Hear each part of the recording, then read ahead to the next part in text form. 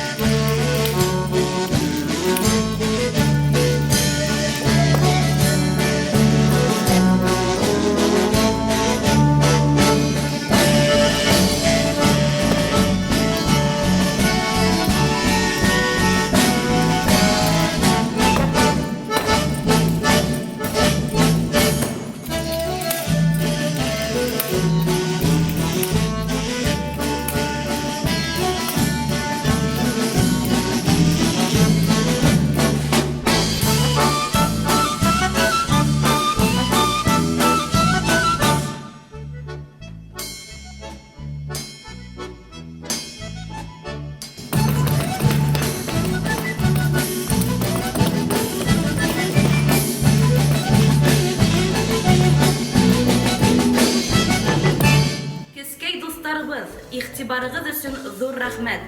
Үзебезнең мәдәниятебезне яклайык һәм хаклайык. Культура для каждого из нас очень ценна. Берегите и храните ее. До новых встреч! Киләһе очрашканга тиклем.